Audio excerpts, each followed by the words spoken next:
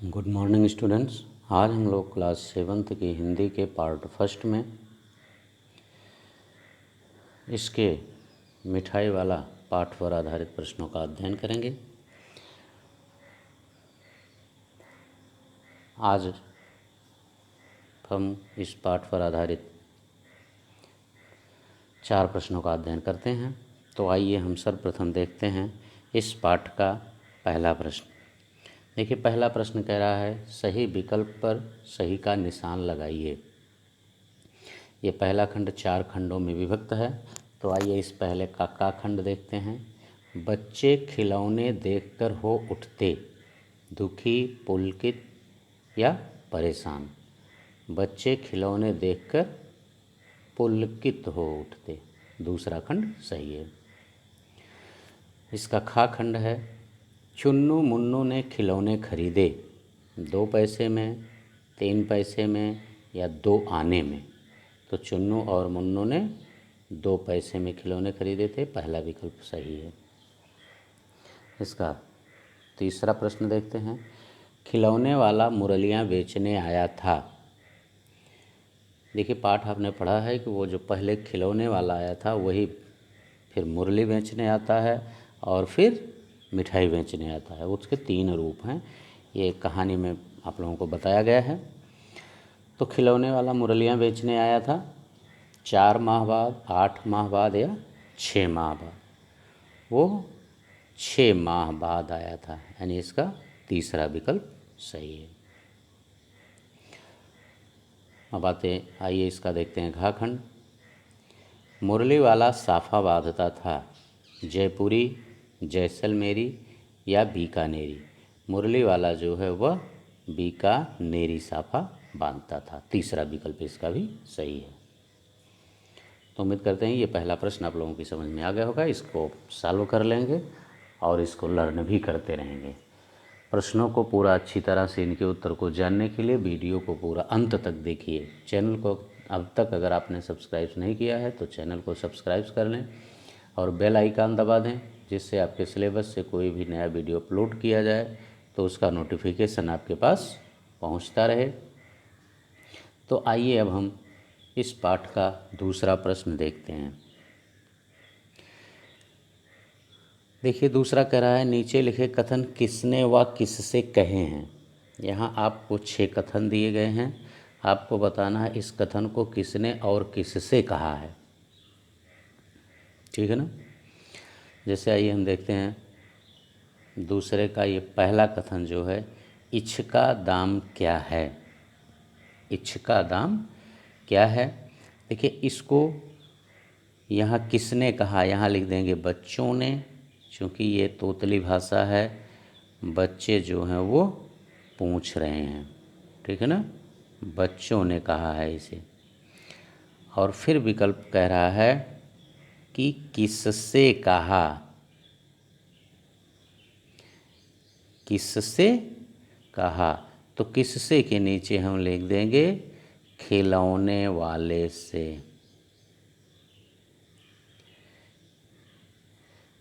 खिलौने वाले से, यानी यह वाक्य बच्चों ने कहा था और खिलौने वाले से कहा था। उसके खिलौने को देख करके बच्चे उसका दाम पूछते हैं उससे। ठीक है ना। अब आइए हम इसका दूसरा देखते हैं। दूसरे का खा। दूसरे का खा इस तरह। हाँ, दूसरे का खा देखिए। औल देखो मेला कैछा छुंदल ऐ। औल देखो मेला कैछा छुंदर है। किसने कहा। तो इसको मुन्नू ने कहा था। किसने कहा था। मुन्नू ने। क्योंकि चुन्नू और मुन्नू ने घोड़े खरीदे थे ना, तो इसको मुन्नू ने कहा था। और किससे कहा था। चुन्नू से, क्योंकि वो दोनों आपस में बातें कर रहे थे। क्योंकि चुन्नू ने कहा था मेला घोला कैछा छुंदल है, तो मुन्नू भी बोला औल देखो मेला कैछा छुंदल है। ठीक है ना। तो इसको किसने कहा। मुन्नू ने कहा। और किससे कहा। चुन्नू से कहा। अब आइए हम इसका गा खंड देखते हैं। बच्चों को बहलाने वाला मुरलिया वाला, इसको किसने कहा? तो इसको मुरली वाले ने कहा। किसने कहा? मुरली वाले ने। मुरली वाले ने कहा। और किससे कहा ये आपको लिखना है। तो चूँकि ये फेरी लगा रहा था तो ये बोल रहा था, ठीक ना। ये नगर के लोगों से कह रहा था, नगर के लोगों से कह रहा था, नगर के लोगों से, सॉरी से यहाँ लिख देते, नगर के लोगों से, ठीक ना। बच्चों को बहलाने वाला मुरलिया वाला, किसने कहा? मुरली वाले ने कहा। किससे कहा? नगर के लोगों से कहा, ठीक। अब आइए इसका हम घा खंड देखते हैं। अच्छा, मुझे ज़्यादा वक्त नहीं है। इस वाक्य को सुनने के बाद आपको ये बातें याद आ गई होंगी। इसको किसने कहा था? विजय बाबू ने कहा था। इसको किसने कहा था? विजय बाबू ने, ठीक। और किससे कहा था? मुरली वाले से, मुरली वाले से। इसे विजय बाबू ने मुरली वाले से कहा था, ठीक है ना। आइए अब हम इसका अंगा खंड देखते हैं। और स्वर कैसा मीठा है इसका, और स्वर कैसा मीठा है इसका। इसको किसने कहा? इसे रोहिणी ने कहा था। विजय बाबू की पत्नी थी रोहिणी, तो इसको किसने कहा था? इसे रोहिणी ने कहा था। किससे कहा था? इसको वो अपने आप कह रही थी, यानी अपने आप से कहा था, अपने आप से, ठीक है। ये रहा इसका उत्तर, ठीक है। आइए अब हम इसका चा खंड देखते हैं। अरे अरे नाना अपने पैसे लिए जा भाई, अरे नाना अपने पैसे लिए जा भाई। इस वाक्य को सुन करके आपको ये कहानी पढ़ा था आपने, याद आ गया होगा। ये लास्ट में मिठाई वाले से कौन बोला था? दादी। किसने कहा इसको? दादी ने कहा, ठीक है ना। किससे कहा? मिठाई वाले से, मिठाई वाले से। दादी ने किससे कहा था? मिठाई वाले से कहा था, ओके। तो उम्मीद करते हैं कि ये दूसरा प्रश्न भी आप लोग आसानी से लिख लेंगे और इसको लर्न भी करते रहिएगा। नोट्स फेयर कॉपी में वीडियो को देख करके बनाते रहिएगा ताकि आपकी पढ़ाई का नुकसान ना होने पाए। अब आइए हम इस पाठ का तीसरा प्रश्न देखते हैं। देखिए तीसरा प्रश्न कह रहा है, नीचे लिखे गद्यांश को पढ़कर दिए गए प्रश्नों के उत्तर दीजिए। ये गद्यांश जो है ये आपके पाठ से ही लिया गया है, एक अंश है छोटा सा। इस खंड को आपको पढ़ना है और इस खंड पर आधारित 3 प्रश्न हैं, उन प्रश्नों के उत्तर आपको देना है। इस तरह के प्रश्न आपके एग्जाम में भी पूछे जाएंगे, इसलिए इसको भी आप फेयर कॉपी में देख कर लिखते रहेंगे, नोट्स बनाते रहेंगे और याद करते रहेंगे। तो आइए हम पढ़ते हैं पहले ये गद्यांश। हाँ देखिए, विजय बाबू भीतर बाहर दोनों रूपों में मुस्कुरा दिए। मन ही मन कहने लगे, कैसा है, देता तो सबको इसी भाव से है, पर मुझ पर उल्टा एहसान लाद रहा है। फिर बोले, तुम लोगों की झूठ बोलने की आदत होती है, देते होगे सबको 2-2 पैसे में, पर एहसान का बोझा मेरे ही ऊपर लाद रहे हो। मुरली वाला एकदम अप्रतिभ हो उठा, ठीक ना। ये था गद्यांश। तो आइए इस पर आधारित हम पहला प्रश्न देखते हैं। का खंड है, विजय बाबू भीतर बाहर दोनों रूपों में क्यों मुस्कुरा दिए। भीतर बाहर से क्या तात्पर्य है? भीतर बाहर से मतलब भीतर का मतलब वो अंदर ही अंदर, और बाहर से मतलब उनके चेहरे पर भी हंसी दिख रही थी। यहाँ भीतर बाहर का यही मतलब है। और वो क्यों मुस्कुरा दिए? 2 प्रश्न इसमें पूछ रहा है कि विजय बाबू भीतर बाहर दोनों रूपों में क्यों मुस्कुरा दिए। एक तो पहली बात, और दूसरा पूछ रहा है कि भीतर बाहर से क्या तात्पर्य है। दो प्रश्न पूछ रहा है। तो पहले प्रश्न का उत्तर देखिए, विजय बाबू भीतर बाहर दोनों रूपों में क्यों मुस्कुरा दिए? क्योंकि विजय बाबू यह जानते थे कि यह मुरली सबको 2-2 पैसे में ही देता है, लेकिन मुझसे कह रहा है कि मैं सब वैसे तो मुरली मैं 3 पैसे में देता हूँ, लेकिन आपको 2 पैसे में ही दे दूँगा। यह सोच करके विजय बाबू भीतर और बाहर मुस्कुरा दिए। ठीक ना। और भीतर बाहर से क्या तात्पर्य है? इसका उत्तर हो जाएगा भीतर का मतलब हृदय में, और बाहर से हृदय में मुस्कुराए, और बाहर से तात्पर्य है कि उनके चेहरे पर भी हंसी की रेखा दिख रही थी। ठीक ना। तो ये था का उत्तर। आइए अब हम खा खंड देखते हैं। मुरली वाला एकदम अप्रतिभ क्यों रह गया? अप्रतिभ का मतलब मैंने आप लोगों को पाठ पढ़ाते समय बताया था। अप्रतिभ का मतलब होता है उत्तर न दे पाना, उत्तर न दे पाना। तो इसका मतलब होगा कि मुरली वाला एकदम उत्तर क्यों नहीं दे सका। देखिए, जब विजय बाबू ने कहा कि तुम लोगों की झूठ बोलने की आदत होती है, तुम सभी लोगों को 2-2 पैसे में ही देते हो, पर एहसान का बोझा मेरे ही ऊपर लाद रहे हो। यह बात सुनकर के मुरली वाला एकदम अप्रतिभ रह गया, अर्थात तो विजय बाबू के प्रश्नों का कोई उत्तर नहीं दे सका। ठीक है ना। आइए अब हम तीसरे के गा खंड को देखते हैं। क्या मुरली वाला वास्तव में उन पर एहसान लाद रहा था? अपने विचार बताइए। अब इसमें आपको अपने विचार बताना है। देखिए, हम पाठ को पूरा पढ़ चुके हैं। पाठ को पढ़ने के बाद हमें ये पता चला है कि जैसे मुरली वाले ने कहा है, विजय बाबू से ही कहा है कि आप किसी भी दुकान पर कहीं चले जाइए, आपको इस मुरली को कोई 3 पैसे से कम में नहीं देगा, लेकिन मैं इसे 2 पैसे में इसलिए दे रहा हूँ क्योंकि मैंने 1-2 नहीं पूरी 1000 मुरलियाँ बनवाई थी, और इसलिए यह मुरली मुझे 2 पैसे में ही पड़ी है, इसलिए मैं इसे आपको 2 पैसे में ही दे रहा हूँ। इस बात से स्पष्ट होता है कि मुरली वाला वह विजय बाबू पर एहसान नहीं लाद रहा था।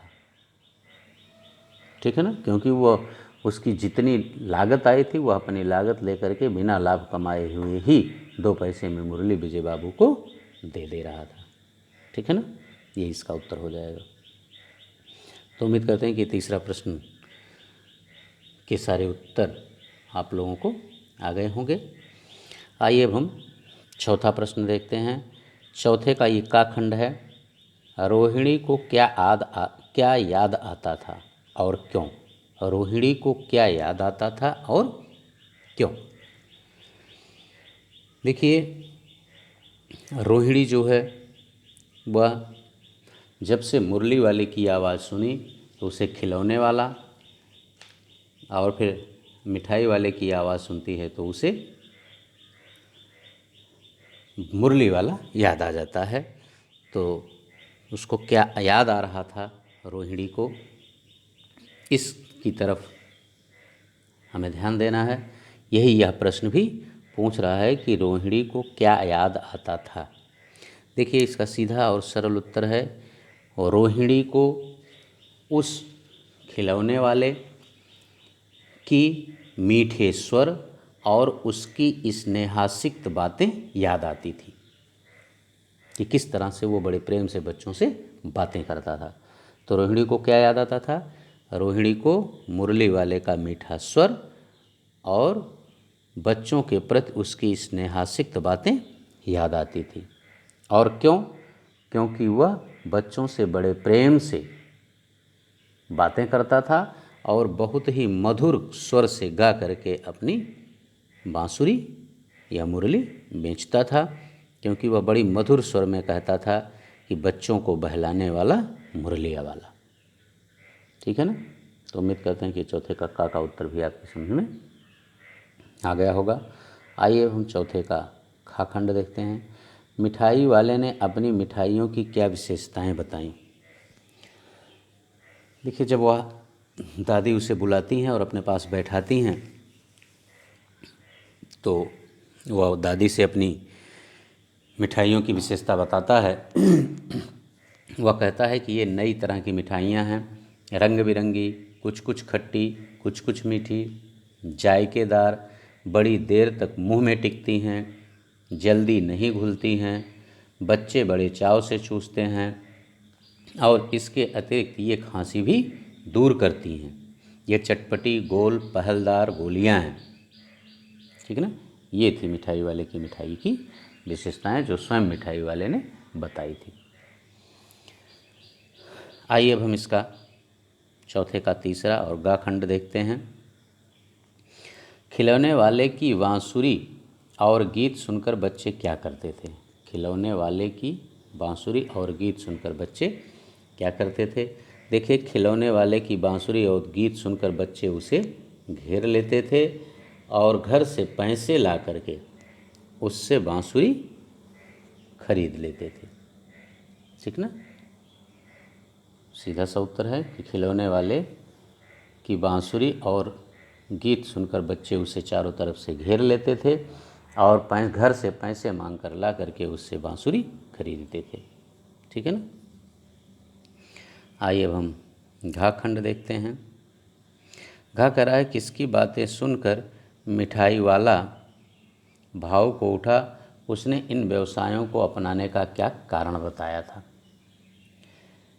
किसकी बातें सुनकर मिठाई वाला भाव खो उठा। देखिए, यहाँ रोहिणी से वो अंत में बातें करता है, बाकी किसी से, और थोड़ी देर दादी से बातें करता है और विजय बाबू से, 3 लोगों से ही बातें करता है। बाकी वो किसी और बच्चों के अतिरिक्त वो किसी से बातें नहीं करता। तो बच्चों से जो बातें करता है वो केवल उनके सामान के पसंद पर बातें करता है। तो वहाँ भाव खोने का कोई प्रश्न ही नहीं उठता है। तो इसके उत्तर में हम लिख देंगे कि रोहिणी की बातें सुनकर मिठाई वाला भाव खो उठा। उसने इन व्यवसायों को अपनाने का क्या कारण बताया। मिठाई वाले ने बताया कि उसके भी 2 बच्चे थे, लेकिन अब वह इस संसार में नहीं रहे, इसीलिए वह इन व्यवसायों को चुना है, क्योंकि वह मानता है कि उसके भी बच्चे यहीं कहीं इन्हीं बच्चों में जन्मे होंगे। इसीलिए इन बच्चों को प्रसन्न देख करके उसे भी काफ़ी खुशी और संतोष मिलता है। इसी कारण से उसने इस व्यवसाय को चुना है। ठीक है ना। ये कारण उसने बताया था। आइए अब हम चौथे का अंगा देखते हैं। रोहिणी ने मिठाई वाले और खिलौने वाले में क्या क्या समानताएं देखी और उन्हें देखकर उसने क्या निष्कर्ष निकाला। देखिए, यहाँ मिठाई वाला और खिलौने वाला दोनों में रोहिणी ने क्या समानताएं देखी थी। यानी दोनों में कुछ एक बातें थी जो समान थी। दोनों में एक बातें रोहिणी को देखने में समान लगी, क्योंकि दोनों मधुर स्वर में, मीठे स्वर में गा करके अपने सामान को बेचते थे और वे बच्चों से बड़े प्रेम से बातें करते थे। रोहिणी ने मिठाई वाले और खिलौने वाले में यह समानताएं देखी और उन्हें देखकर उसने क्या निष्कर्ष निकाला। और रोहिणी ने यह देखा तो उसने यह निष्कर्ष निकाला कि यह बच्चों से प्रेम करता है और शायद पेट के कारण ही इसने इस व्यवसाय को चुना है। ये रोहिणी की अपनी सोच है। जबकि मिठाई वाला जब बताता है तो वह स्पष्ट करता है कि मैं पेट के कारण नहीं ऐसा करता, क्योंकि हमारे घर पर धन संपत्ति की कोई कमी नहीं है। वह केवल संतोष प्राप्त करने के लिए ऐसा कर रहा है। ठीक है ना। तो उम्मीद करते हैं इसका भी उत्तर आपको समझ में आ गया होगा। अब आप लोग लिख लेंगे। आइए अब हम चा देखते हैं। रोहिणी चिक के पीछे से क्यों बातें करती है। क्या आज भी औरतें पर्दे के पीछे से बातें करती हैं। चिक माने होता है पर्दा। आपने पाठ की कहानी में पढ़ा है कि जब दादी माँ से कहती हैं रोहिणी कि दादी आप मिठाई वाले को बुलाइए और बैठाइए, मैं भी पर्दे से हटकर थोड़ी दूर पर बैठी रहूँगी, क्योंकि हो सकता है कोई आता जाता हो। तो इसका मतलब है कि रोहिणी चिक के पीछे से इसलिए बातें करती है क्योंकि रोहिणी के घर में पर्दा प्रथा थी, इसलिए वह सामने नहीं आ रही थी। क्या आज भी औरतें पर्दे के पीछे से बातें करती हैं। नहीं, आज की औरतें, अधिकतर औरतें पर्दे के पीछे से बातें नहीं करती हैं, जबकि वहीं कुछ स्थानों पर अभी भी पर्दा प्रथा लागू है जहां औरतें पर्दे के पीछे से बातें करती हैं। ठीक है बच्चों, ये वीडियो यहीं पर समाप्त होता है और आपके पाठों पर आधारित ये 4 प्रश्न भी यहीं समाप्त होते हैं। अब व्याकरण के कुछ प्रश्न आपके बचे हैं भाषा सरिता से, उन प्रश्नों को हम आपके समक्ष अगले वीडियो में लेकर के पुनः उपस्थित होंगे। बस इस पार्ट में इतना ही। यदि इस चैनल को आपने सब्सक्राइब नहीं किया है तो चैनल को सब्सक्राइब अवश्य कर लें, जिससे कि आपके कोर्स से संबंधित नया वीडियो अपलोड किया जाए तो उसका नोटिफिकेशन आपके पास पहुंच जाए। Okay, thank you.